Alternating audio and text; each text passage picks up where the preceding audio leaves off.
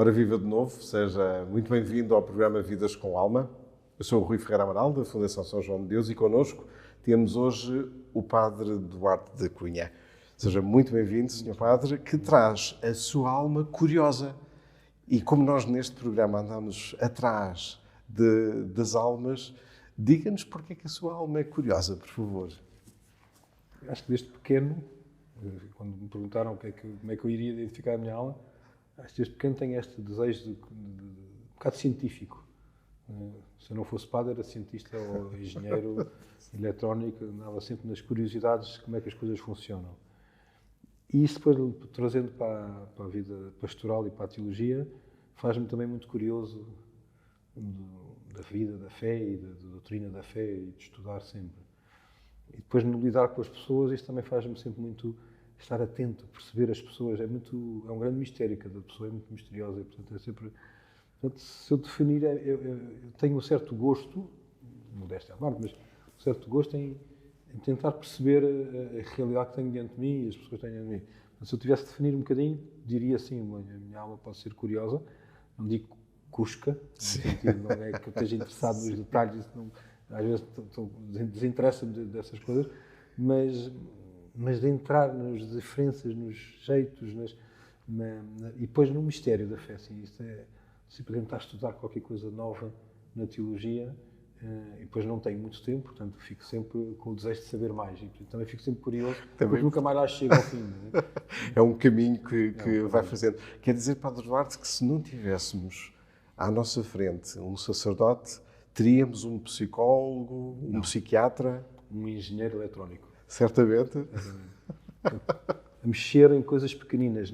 Agora há uma ciência, há um curso de engenharia de nanotecnologia. Eu seria o mais nano possível, andar ali nos quarks dos átomos à procura de como é que as coisas funcionam.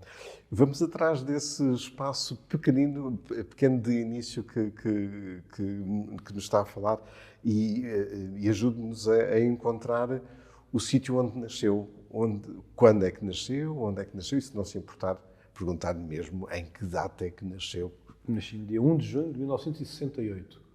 Sou um filho do pós-maio de 68. Já tinha acabado o maio e nasci no dia seguinte. E, portanto, já não me considero um revolucionário nem lá para o pé. Nasci em Lisboa, os meus pais também são lisboetas e nasci em Lisboa. Os meus primeiros anos de nascimento, de vida, vivi ali ao pé do Saldanha. Os meus pais tinham lá a casa, depois emigrámos para o Canadá e, portanto, depois, quando voltar, já não voltámos para aquele sítio. E, portanto, a minha paróquia de referência de juventude e de formação é o Lumiar. Mas o meu nascimento, digamos assim, os meus primeiros anos foi ali na zona do Saldanha. A família é o Padre Duarte, os pais? Eu tenho duas irmãs. Mais novas? Eu sou o do meio. Ah, muito bem. Tenho uma irmã mais velha, que é consagrada também, a Irmãzinha do Cordeiro, é uma congregação muito bonita, nascida como um ramo de dominicanos, embora numa fundação nova que tem como cofundadores uma irmã dominicana e um padre franciscano, portanto bastante sui generis, mas enfim, dentro da família dominicana, e ela é consagrada, neste momento vive em Roma, e depois tenho outra minha irmã, tem 3 filhos, enfim, já enfim, digamos assim, normal. Muito bem, se bem entendo, terá sido o Padre Duarte que terá batizado os seus sobrinhos, não é? Essas coisas que não poderia ser de outra forma. Já tivemos alguns sacerdotes aqui que disseram que nem podia ser de outra maneira. Quer dizer, se podia ter sido de outra maneira se eles tivessem nascido antes de eu ser padre. Mas, de facto, já nasceram depois de eu ser padre. Claro, exatamente. Ele já se casou e tudo. Exatamente. Padre Duarte, quando olha para si, que defeitos é que encontra que gostava que nem lhe tivessem aparecido à frente? Defeitos seus? Isso tenho muitos, mas assim também dizer em frente à televisão, não sei se tenho à vontade. Assim, um mais engraçado. Um que possa ser mais engraçado. Enfim, sou muito desafinado. Sou muito desafinado. Toda a gente manda calar. Isso não há dúvida. Isso é um defeito conhecido para quem me conhece. E isso sou às vezes lento nas coisas. Sou muito ativista, mas às vezes sou um bocadinho paixão a fazer as coisas, numa maneira de ver as coisas. E esse é um defeito que vem da sua infância? Sempre foi assim? Eu sempre fui muito fazedor de coisas e às vezes ativista demais, no sentido até um bocadinho intempestivo nas coisas. Mas à medida que vou crescendo e que vou envelhecendo, vai-me havendo uma certa calma, que às vezes tenho medo que seja a calmia demais. Não sei. Sim. Acho que quando era mais novo era mais dinâmico.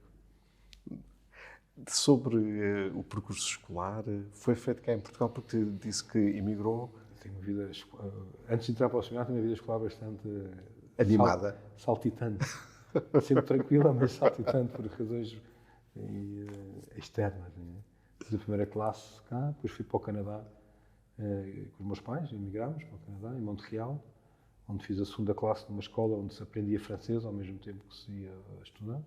Depois já sabia francês, no ano seguinte fui para uma escola normal, de terceira classe, mas entretanto depois voltámos para cá, voltei a fazer a quarta classe, onde tinha feito a primeira classe. Depois fiz o primeiro e segundo ano do ciclo, chamava-se na altura, agora chama-se quinto e sexto, noutra escola, que eu detestei. Aqui em Lisboa também? Em Lisboa, fui nome de uma aula. Muito bem. E depois pediram aos pais para sair, detestei. Fiquei com amigos e gostei de umas coisas. Mas não era um ambiente que eu não sentia bem, pediram aos pais para sair. E depois inscrevi-me no Liceu Filipe, lá em Castro. Não tive lugar e me mandaram para a escola secundária do Arco do Cego, que entretanto deixou de existir, mas fiz lá o 7º ano de escolaridade.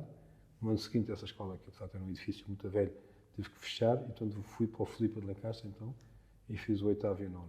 Depois, como queria ser engenheiro eletrónico, fiz o 10º e o 11º na escola secundária Fonseca Benevides, que era no Calvário, agora lá em cima da ajuda, mas era no Calvário, onde havia a escola, o 10º e 11º ano, a área B, mais ligadas às eletrónicas.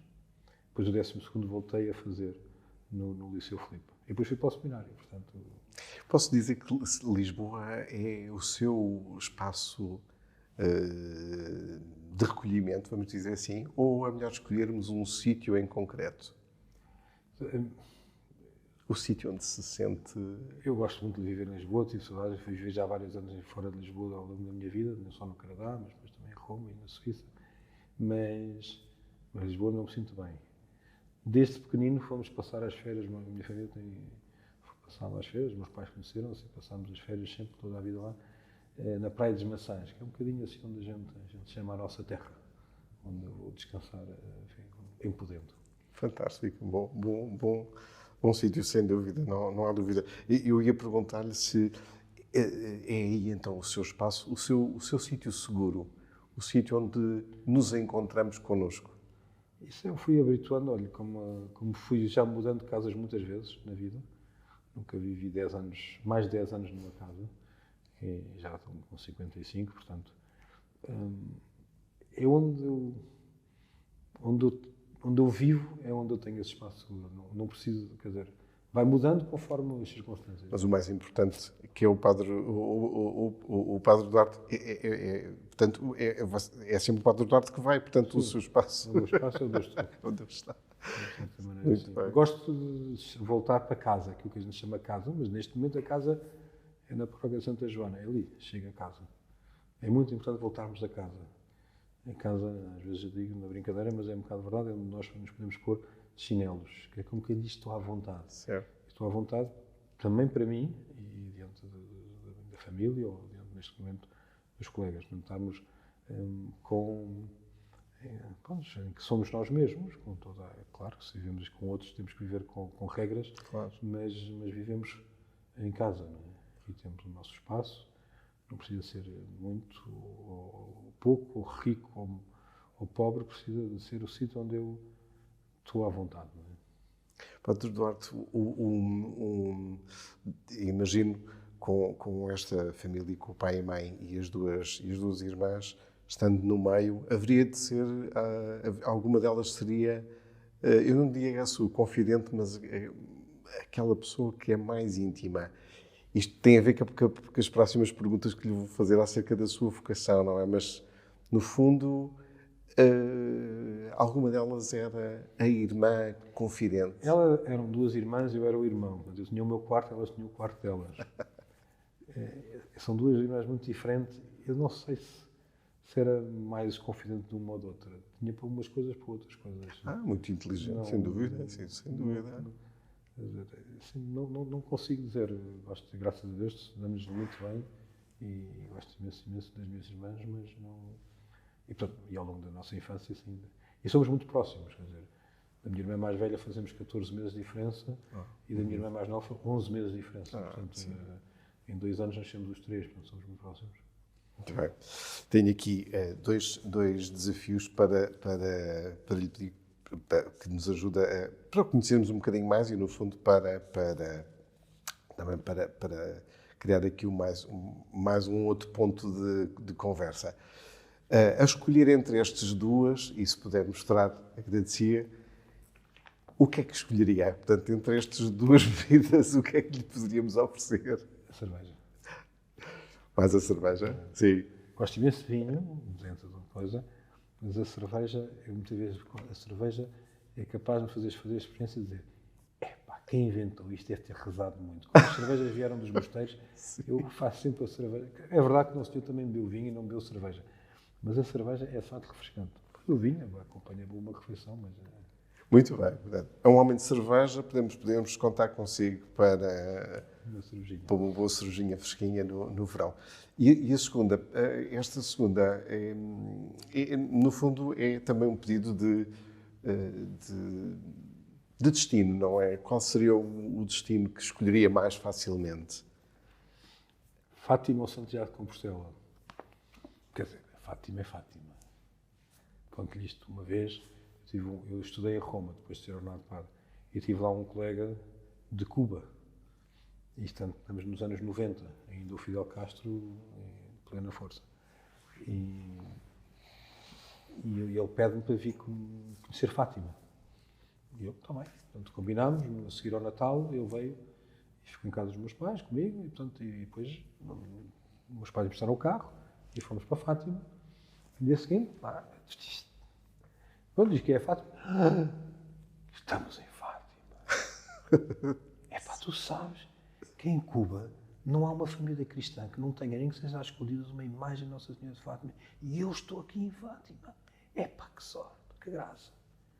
E eu pensei, eu tenho Fátima todos os dias aqui à mão e não me dou conta do tesouro que isto é. E eu desde esse então, quer dizer, para mim Fátima, se já antes ganhou uma percepção de um destino especial.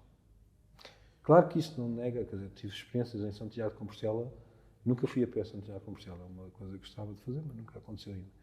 Eu já fui algumas vezes e fui nomeadamente à Jornada Mundial da Juventude de 89, em Santiago, era seminarista, e aquilo é espetacular, um monte de gozo. Depois a igreja, o santo, o botafoneiro, é uma coisa espetacular. Com certeza uma recordação de que muitos que nos estão a ver e a ouvir, certamente também recordam. Portanto, Fátima e uma cervejinha em Fátima, portanto, também poderia ser. Sim. Não vou a Fátima beber uma cerveja, mas posso beber. Mas estando em Fátima, beberíamos com certeza. Muito bem. Padre Duarte, das coisas que mais conversamos aqui, um dos temas maiores é, de facto, o tema da vocação, obviamente, mas nós tentamos sempre ir um pouco à procura de um momento que provavelmente não é fácil de identificar, que é o momento em que sentiu que, a partir dali, o jovem Duarte da Cunha ficou diferente. Consegue identificar-nos esse momento em si, ou na sua vida, em que sentiu que isto não vai continuar igual?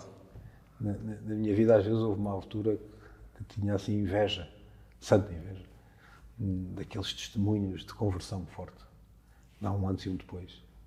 A minha vida, eu tenho uma sorte de ter uns pais fantásticos, uma educação católica desde pequenino, mas uma educação católica feliz, né? Saudável, de oração, de formação, de prática, portanto, mas interior também, enfim, uma coisa. Portanto, nunca tenho uma experiência de conversão, no sentido. Tenho algumas coisas na minha vida, nomeadamente a partir dos meus 13, 14, 15 anos, uns campos de férias que fiz com o Cantil, na altura, que eu acho que fizeram muita diferença na minha vida, não tenho dúvidas. A experiência destes campos de férias foi a experiência de um encontro pessoal com o Senhor. Uma coisa é aquilo que nós herdamos, outra coisa é quando essa herança se torna também nossa. Não é? Quando conseguimos dizer que as coisas que eram dos nossos avós são minhas também. Não é? E estas coisas... E isso acho que assim passou ali muito por estas experiências dos campos de férias do Cantil e depois associado a isso os acólitos na paróquia, o grupo de jovens da paróquia, houve ali muita coisa que o fazer, o estar metido nestes grupos ajudaram a construir, fizeram que para mim se tornasse evidente a questão da fé. Às vezes tinha dificuldades com alguns colegas porque eu não percebo como é que se pode desconfiar da existência de Deus. Posso perceber facilmente como é que eu posso pecar, porque isso faço a experiência, e virar as costas e esquecer-me, mas dizer Deus não existe e depois existe esta maravilha toda que é o universo, a mim não consigo mesmo perceber. Isso não é por mérito meu, devo também em parte grande à educação que tive. Mas depois aquilo que é perceber que Deus não é só um existente, mas é alguém que me interpela, com quem eu falo e com quem às vezes refilo e que me puxa e que me chama, isso nasceu ali nos 14, 15, 16 e depois 17 e 18 anos, então já mais. Hoje parece-me que era muito miúdo, à altura parecia-me bastante. Foi muito importante o que passei e depois entrar no seminário. Depois posso dizer, no seminário entrei para ser padre. Mas houve uma altura em que percebi que a questão a primeira não era essa. E isso também foi um ato muito libertador. Foi para aí passado 2 anos do seminário, em que eu disse, eu quero dar a minha vida a Cristo. Se não for padre, não sou padre, sou para o seminário, disser que eu não sou padre. Mas em minha vida é um bocadinho aquilo que nós chamamos a vocação ao celibato. A evidência de vocacional aconteceu já estando no seminário. Vocacional no sentido de consagrado. Eu quero dar a minha vida ao Senhor. Se não me deixarem por aqui, vou por ali, mas eu, a vida ao Senhor, dou-a. Porque não encontro outra maneira de ser feliz. E isso também foi um ato muito libertador, porque pus-me nas mãos dele. Não é?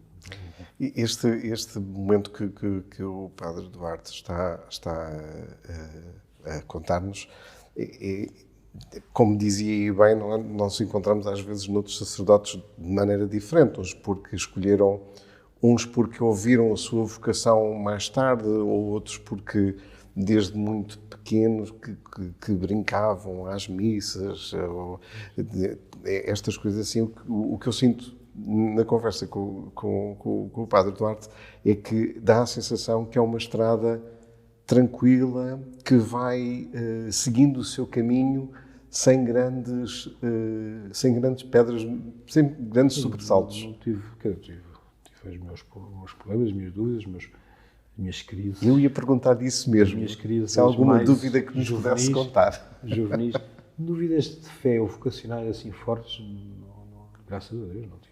Não tive nem mesmo dentro do seminário, não. Nem mesmo no momento em que ia ser ordenado, isto é, no dia antes. No dia antes, a única coisa que eu tinha era medo de um caminho para o Jerónimo ser atropelado e depois não chegar ao Jerónimo. Era o único medo que eu tinha. Porque eu queria tanto ser padre e na altura já não tinha dúvidas. Não, dúvidas não. Às vezes a dúvida que me podia ter, e isso tive, e às vezes tenho, e de certa maneira, na altura, julgava que era uma dúvida que devia tentar afastar, e hoje em dia julgo que é uma dúvida que devo pedir para manter, que é a dúvida se sou digno para também missão destas. Não é? Portanto, sou digno quer dizer o quê? Não é se eu sou digno nunca somos, mas se eu não vou estragar aquilo que Deus quer fazer através de mim. Esse é o meu medo, mas não é que ninguém perca a fé por minha culpa. E ao longo da minha vida de padre, e se calhar alguma pessoa eu já fiz tropeçar e peço-me perdão.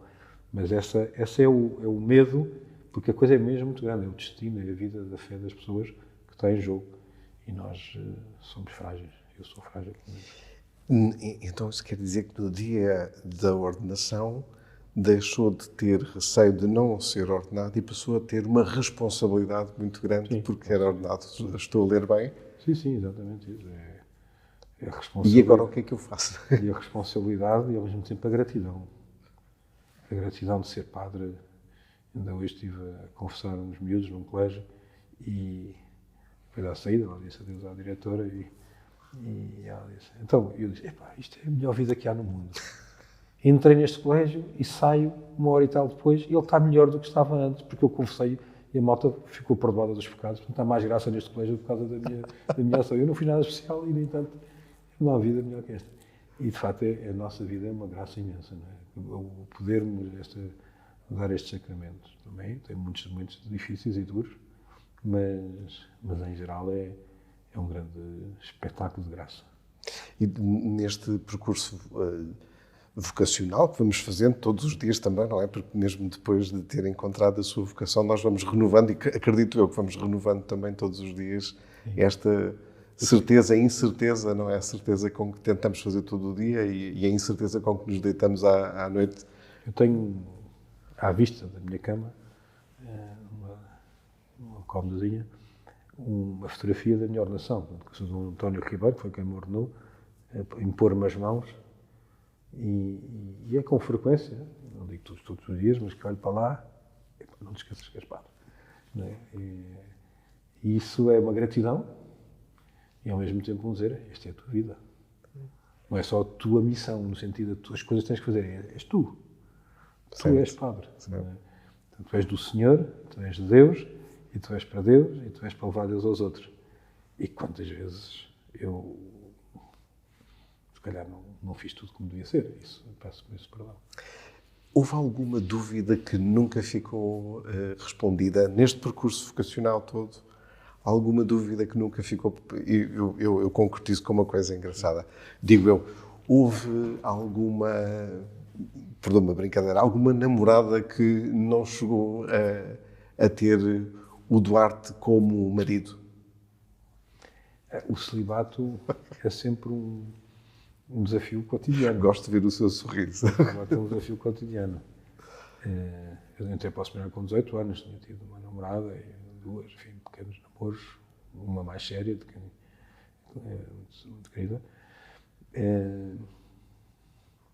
Mas é muito interessante que a gente percebe que o celibato é também um sim ao Senhor não abstrato. Sim, há uma pessoa, esta possibilidade, esta casa, este ideal, esta forma de fazer família. A gente deixa qualquer coisa de concreto para uma outra coisa, que com a graça de Deus se torna melhor, ou pelo menos... que preenche o coração de maneira total, embora o coração total só no céu se preencherá. Portanto, há sempre qualquer coisa na vida humana, mas isso eu penso que também numa vida de casados, em que a gente sente que o pleno não está atingido. E, no entanto, não deixa de ter a certeza de que este é o caminho certo. Portanto, eu nunca tive dúvida vocacional, graças a Deus, mesmo digo mesmo, o que não significa que nunca percebi que nunca tive saudades ou tive uma espécie de gostava de chegar a casa e ter uma família, não sei o que mais, achava bonito. Depois, não, esta é a tua vocação. E depois, de facto, esta vocação é ótima. Não tenho que me queixar. Se o Padre Duarte tivesse, porque a sua paróquia assim necessitava, porque a sua vida assim necessitava, ou por isso, porque a sua comunidade também assim pedia, que tivesse um segundo emprego, o que é que seria esse segundo emprego? Engenheiro eletrotécnico? Não, isso não seria, tinha que estudar para isso. Não sei. De forma, se fosse necessário fazer um trabalho, fazia um trabalho. Organizava eventos. Muito bem. Quer dizer, eu tive 10 anos na Suíça a organizar eventos para os bispos da Europa e, portanto, eu acho que iria... Essa foi uma experiência também interessante, sim. Portanto, iria organizar eventos, seminários, congressos, é uma coisa que eu iria fazer. Sentes-te à vontade nesse papel de comunicador ou de... Organizador. Comunico com o que for necessário. Nós, os pais, acabamos de ter que comunicar, mas gosto da parte organizativa, ter as coisas pensadas, preparadas, os esquemas, os checklists das coisas todas, as coisas bem arrumadas, desde o copo de água em cima da mesa ao horário, tudo. Gosto disso. Muito bem. Espero que esteja tão curioso como eu acerca do Padre Duarte e eu diria, acrescentando, se me permite a validade de acrescentar uma característica à sua alma, também tranquila, porque está a ser uma conversa tão serena e tão agradável que queríamos também que tenha este momento de pausa para que possa regressar dentro de alguns segundos de novo, para ouvirmos o Padre Duarte da Cunha e a sua alma curiosa. Obrigado. Até já.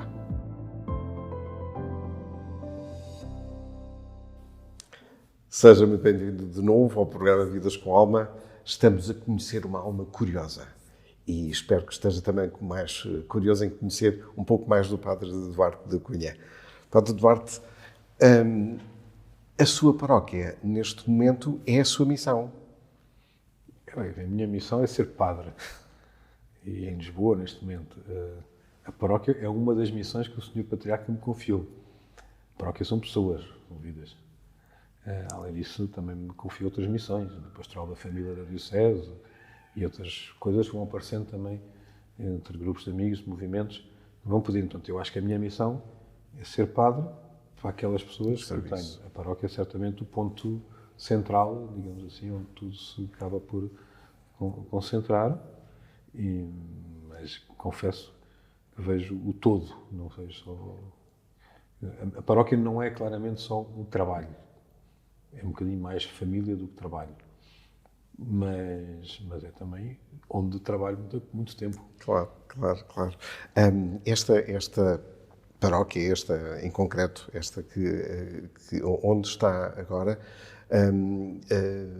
o que é que a distingue, estando em Lisboa e conhecendo bem Lisboa, o que é que poderia dizer que esta paróquia é diferente das outras que conhece? Eu não vou perguntar porque é que é melhor. Eu já fui... Eu sou originário da minha formação de pequeno e como acólito e grupos de jovens, etc. Era da paróquia do Lumiar, São João Batista do Lumiar. Quando a paróquia do Lumiar era uma paróquia enorme, ocupava um território enorme. Neste momento são 3 paróquias, aquilo que era na altura a paróquia do Lumiar. E portanto, isso tinha uma realidade. Depois, quando fui padre, a primeira paróquia que tive foi São Vicente de Fora. Era uma grande igreja, belíssima, mas uma comunidade mais pequenina. Com a sua beleza também, envelhecida, pobre, mas abençoada. Depois fui pároco de Nossa Senhora do Carmo, do Alto do Lumiar. Uma das paróquias que se destacou do antigo Lumiar. E onde tive 8 anos. Uma igreja que estava a acabar de ser construída e, portanto, uma comunidade que também estava a acabar de nascer. E, portanto, ali foi muito interessante também começar muita coisa. E, agora vim para a paróquia de Santa Joana Princesa, que é uma paróquia que tem uma história antiga, mas com um reforço recente. A igreja está pronta só há 20 e poucos anos e, portanto, mais ou menos há 30 anos, 40 anos, a paróquia começou a ganhar vida e depois, aos poucos, dentro de numa pequena capela pré-fabricada, foi nascendo ali uma pequena comunidade, até que se construiu a igreja.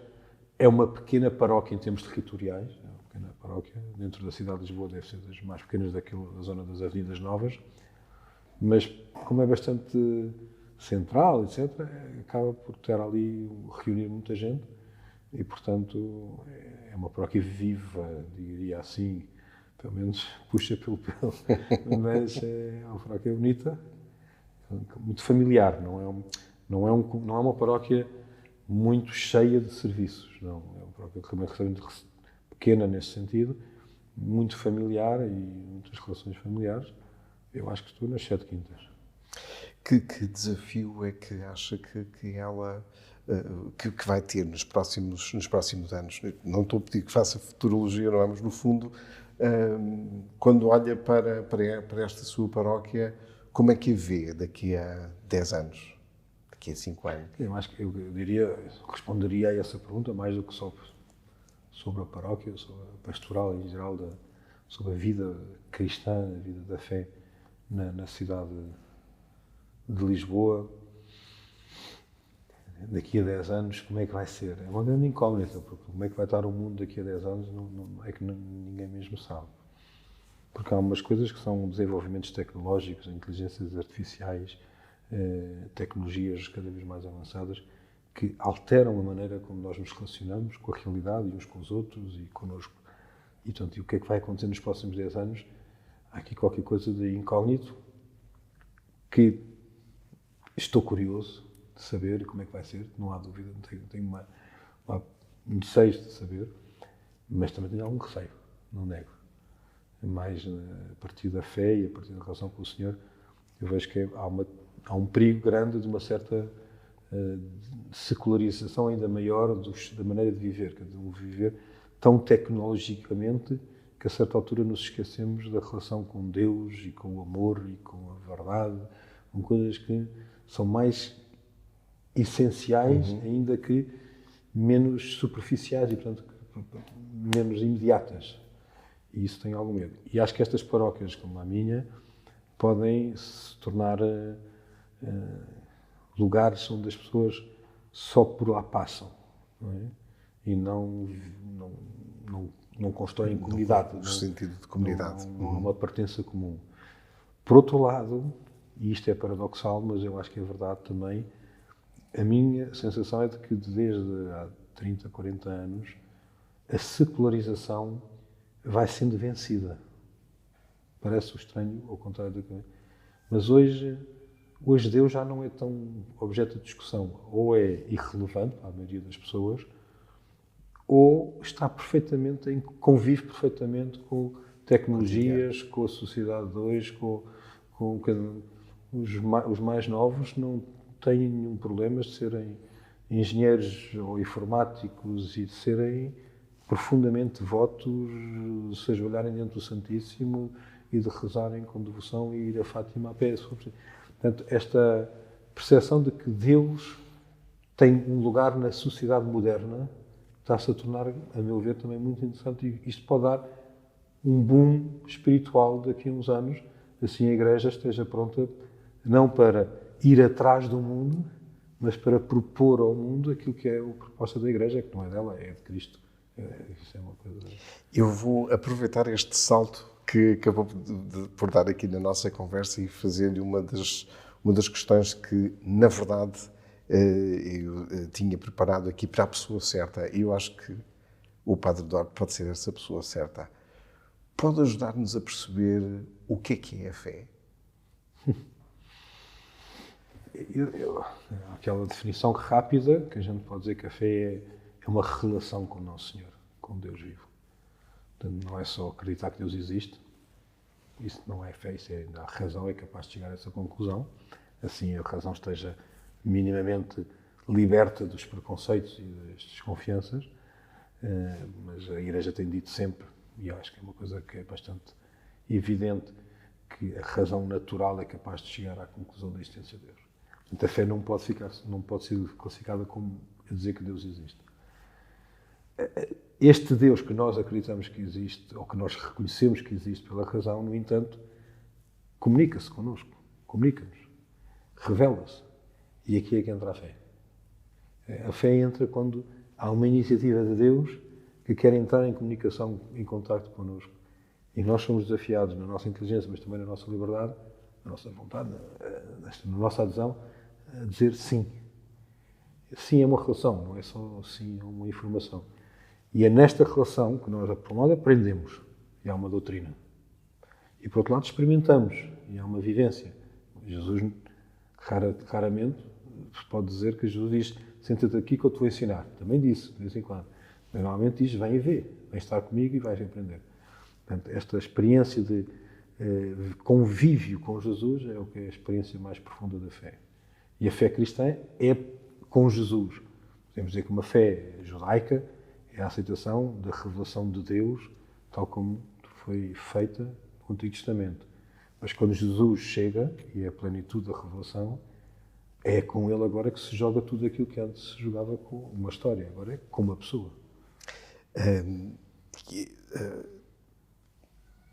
quando nós olhamos a ao que nos falava agora também, no fundo é esta manifestação na nossa vida da presença de Deus e olhamos aos milagres e olhamos também aos dogmas, porque eles também ajudam a sedimentar aquilo que é a nossa fé. Pergunto-te se a ciência é um entrave à fé. Não, eu não considero. Acho que uma forma ideológica e com preconceitos de olhar para a relação entre a fé e a ciência pode surgir como esse obstáculo. A ciência em si, não. Eu acho que um cientista que está a descobrir coisas e mais isto e mais aquilo outro, e o que é que está por trás disto? E como é que isto surge? E como é que isto se faz? E cada vez que chega a uma etapa diz, isto a que eu cheguei já cá estava. Quem é que lá o pôs? É inevitável que a pergunta que salta já da ciência, não é a ciência que vai descobrir Deus, mas a ciência faz despertar no cientista perguntas que o levam para além daquilo que é esse próprio universo visível ou o campo da ciência em que eles andam. Portanto, eu julgo que a ciência não é obstáculo à fé, antes pelo contrário, nesta fase da vida, eu até acho que uma boa ciência pode ser de grande ajuda à fé. É interessante que a maioria dos meus colegas no seminário na altura, agora não sei como é que está, vínhamos de áreas científicas. Não era das humanidades, vínhamos das áreas científicas. Não é por acaso. Muito bem, muito bem. Neste caminho que vamos assistindo, vamos encontrando, e aqui na cidade de Lisboa, imagino que nas outras cidades também haja isso, outras presenças com manifestações de espiritualidade diversas, distintas. As pessoas que procuram estes outros mecanismos de proximidade estão à procura de Deus na mesma ou estão à procura de uma outra espiritualidade que não é a presença de Deus?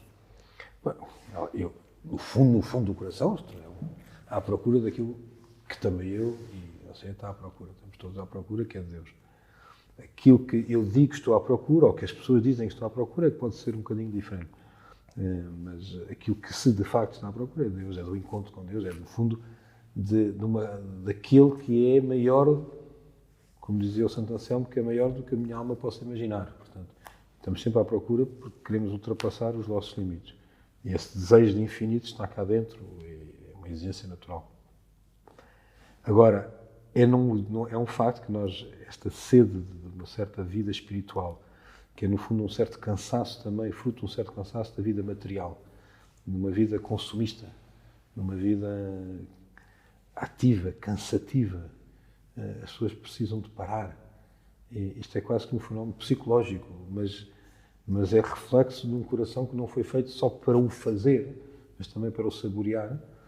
A mim parece-me que estas espiritualidades todas muitas vezes são desviantes daquilo que é a verdade do Evangelho, e por isso acabam por ser aparências, mas não são realidades, e tornam ainda mais difícil, porque a pessoa já fica a pensar que encontrou uma coisa que de facto não encontrou, tem só a aparência de ter encontrado, e nesse sentido estas espiritualidades mais de origens orientais, não é bem orientais, porque aquilo são fabricos ocidentais de coisas que têm origens orientais, mas enfim, é uma coisa, estas mistelas sincretistas do chamado New Age, é bastante sedutor, mas bastante redutor também, do coração e das exigências do coração do homem.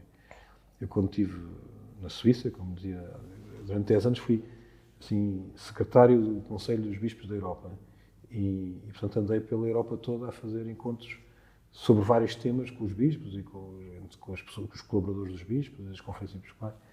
E um dos temas que vinha muitas vezes à baila era este tema das espiritualidades, dos novos movimentos religiosos, não é dos movimentos dentro da Igreja, dos movimentos religiosos. E o que, por um lado, isso abanava e tinha de positivo, mesmo algumas coisas contra uma certa forma mais quase de empresa de funcionar a Igreja, A Igreja de repente era confrontada com a necessidade de que não existes senão para dar Deus, e portanto acabávamos por perceber que a identidade da Igreja estava aqui. Mas, por outro lado, esta coisa da redução da experiência do encontro com Deus a uma simples espiritualidade era público, não é? Lembro de um encontro com ortodoxos, protestantes, católicos, que organizámos em Genebra, e aquilo era sobre a religião e espiritualidade. E havia lá um professor anglicano que disse coisas muito interessantes sobre exatamente como é fácil no mundo de hoje esquecermos da religião, que no fundo é a relação com Deus, e ficarmos só com uma espécie de espiritualidade que pode ser só uma vida interior, mas que não é uma vida interior de encontro com, mas é uma vida interior que é desligar da vida. Às vezes, na malta nova, digo, e estou convencido, que a diferença entre o cristianismo e esses movimentos é que nós temos uma espiritualidade de olhos abertos. O Verbo fez carne, eu quero vê-lo. Os outros têm os olhos, uma espiritualidade de olhos fechados. A vida é dura, eu quero afastar-me dela. E, portanto, as duas... Nós precisamos entrar dentro de nós, como dizia o Santo Agostinho, para encontrarmos a Deus. Mas o espanto vem da realidade, dos outros, da beleza da vida, do amor, essas coisas que a gente vê. Padre Duarte, para fecharmos este conjunto de questões mais sérias, se me permite que coloque assim, queria lhe perguntar, na sequência exatamente do que me estava a dizer, se o caminho que devemos de fazer é de ir ao encontro de quem escolheu essas espiritualidades e trazê-los para o nosso caminho, ou se devemos de estar no nosso espaço firmes e convictos de que da nossa missão também, não é? Como... As coisas não são alternativas, são cumulativas. Nós temos de estar com convicção e com uma identidade forte, mas essa identidade forte, como o Papa Francisco tantas vezes insiste, é que nós somos discípulos missionários. Portanto, temos de estar como discípulos, aqui no nosso lugar, a aprender, a crescer a nossa fé, a amadurecer a nossa fé. Mas o nosso ser discípulo de Cristo significa ser missionário. Ir ao encontro, escutar o outro. Esta gente que vai a estas espiritualidades, o que é que tem de desejo no seu coração? É preciso, se calhar, tempo para as escutar, para as ouvir, mas depois também é preciso ter a coragem de lhes propor, de lhes convidar, vinde e vede, quero-te mostrar. Não é pôr em causa a nossa fé, nem é achar que é tudo igual, porque isso também não é justo, nem o outro nem eu pensamos que é tudo igual, porque se somos diferentes, somos diferentes. Portanto, o que nós temos é, em comum, a procura da verdade. Eu estou convencido, por experiência, que Jesus Cristo é a verdade. E só posso oferecer isso ao outro, convidando o outro a conhecer este Jesus. Não é porque lhe explico por argumentos matemáticos. Não é? Muito bem. Eu tenho mesmo que juntar esta, porque esta parece-me como uma ponte entre o que estamos a falar e as próximas. Se tivesse que jantar é que seria mais interessante? Portanto, no sentido de estarmos com alguém à mesa e tendo em atenção que poderia escolher o seu interlocutor, escolheria um ateu ou um agnóstico para ter um jantar interessante, uma conversa interessante? Ambos podiam ter, por razões diferentes, interesse, não é? A gente pergunta sempre, se calhar ao agnóstico, eu estaria mais curioso a perceber os argumentos dele, porque o agnóstico é alguém que tem a coisa pensada em perguntas. Por isso é que diz não acredito, porque não estou a perceber como é que se pode acreditar.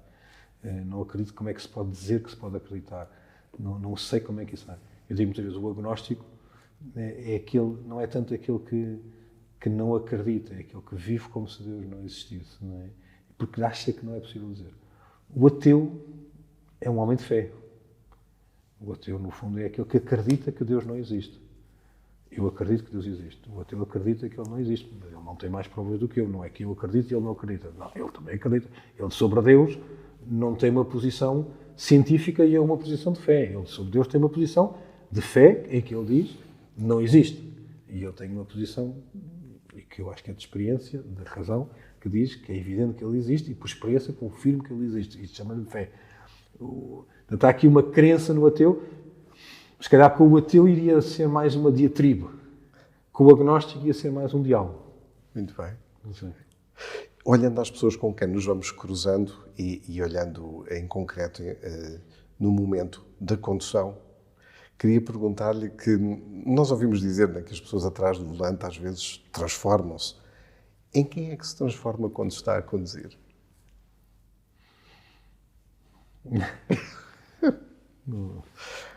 Jerry Lewis. Sabe quem é o Jerry Lewis ou não? Sim. Um cómico. Eu acho que divirto-me. Eu não me refiro muito, eu não me refiro com os meus condutores. Não refiro com os outros que estão ali. Mas diverte-se com a realidade. Divirto-me com a realidade.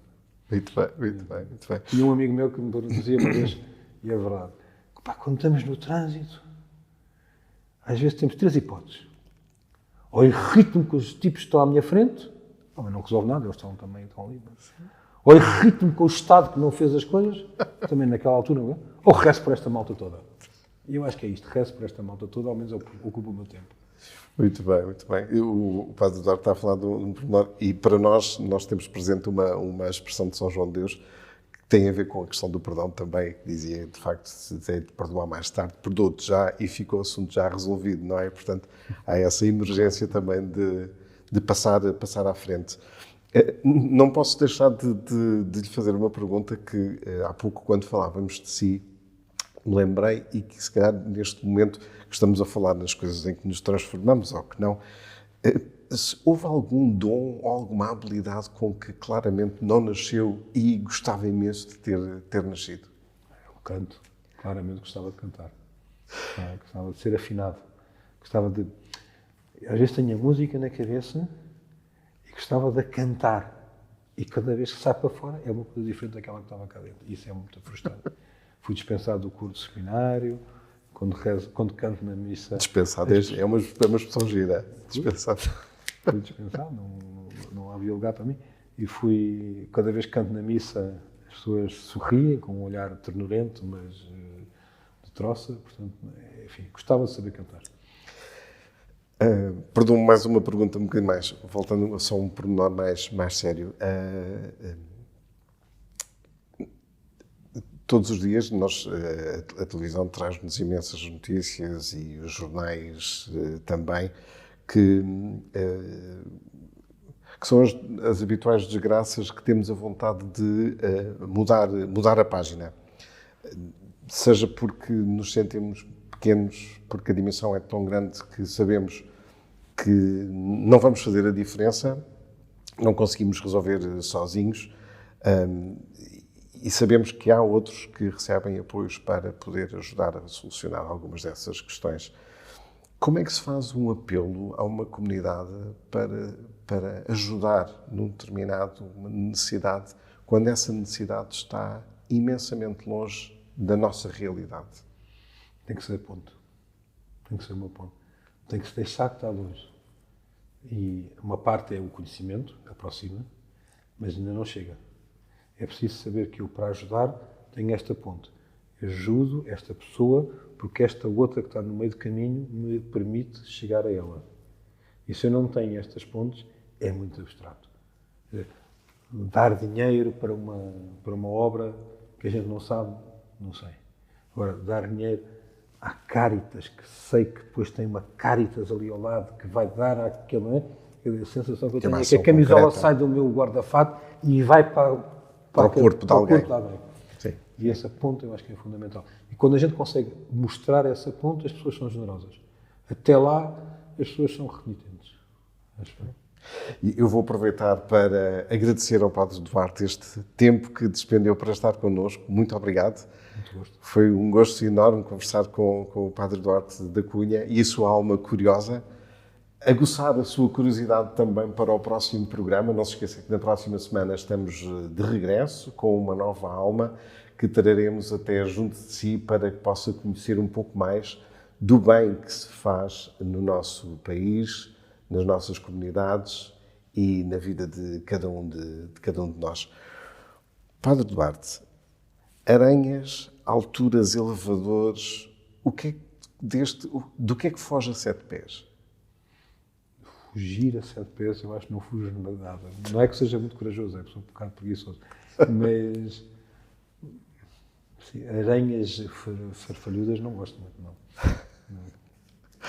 Queria também perguntar-lhe, imagino que vai de férias, qual é que é a coisa de que se esquece sempre e aquela outra de que faz por tudo para não a levar? Essas perguntas são muito difíceis, sei lá. Nunca me esqueço sempre da mesma coisa. Esqueço-me sempre de qualquer coisa. Normalmente Não é sempre a mesma? não é sempre a mesma coisa. É sempre uma amassada, ou é o pijama, ou são os chinelos, ou é a lâmina da barba, ou qualquer coisa, fica esquecido. O carregador do telemóvel. Aquilo que eu faço por não levar comigo, não faço ideia. Não tenho assim nada. Eu sou bastante simples nessas coisas, não tenho nada.